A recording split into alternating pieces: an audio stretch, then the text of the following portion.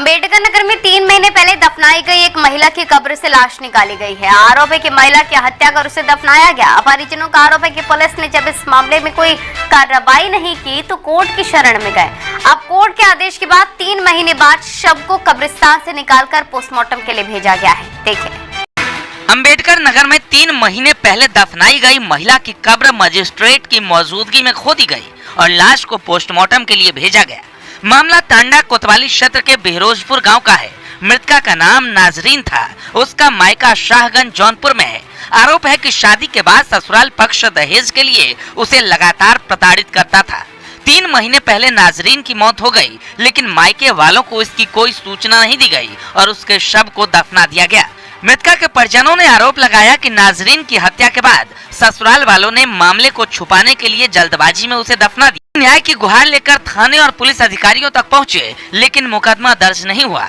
थक हार कर मृतका के परिजन अदालत की शरण में पहुंचे तो कोर्ट ने हत्या का केस दर्ज करने का आदेश दिया, लेकिन आदेश के बाद भी कार्रवाई में देरी होती रही और 30 दिन तक पुलिस ने मुकदमा दर्ज नहीं किया। इसके बाद परिजन दोबारा कोर्ट पहुंचे तो कोर्ट ने टांडा थाना प्रभारी को तलब किया, तब जाकर केस दर्ज किया गया और कब्र से शव को निकाला गया। कई बार एप्लीकेशन भी मुख्यमंत्री के यहाँ, थाने पे, एसपी के यहाँ, IGRS पोर्टल पे लगातार वो देती रहती थी। तो जब इसकी मृत्यु हुई तो इसके मायके वालों को कोई सूचना नहीं दी गई। लगभग 3 माह पुराना मामला है। तो लगातार ये एसपी साहब के यहाँ, सीओ साहब के यहाँ हर जगह दौड़ती रही, कहीं मुकदमा लिखा नहीं गया। बाद में हमारे माध्यम से न्यायालय से मुकदमा इसका पंजीकृत हुआ।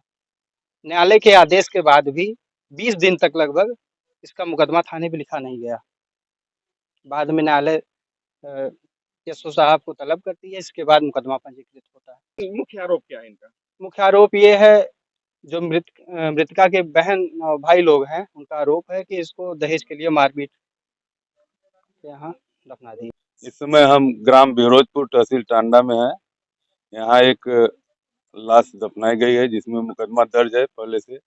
उस लाश को जिलाधिकारी महोदय के आदेश के क्रम में लाश को खुदवाकर नियमानुसार जो है पंचायतनामा भरवाकर और पोस्टमार्टम के लिए भेजा जाए। क्या नाम है आपका? सत्यनारायण दुबे। कहाँ के रहने वाले हैं? उधरनपुर।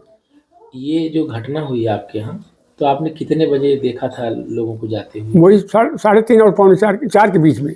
क्या देखा था आपने? 4 लोग दरवाजे निकल के भाग रहे थे।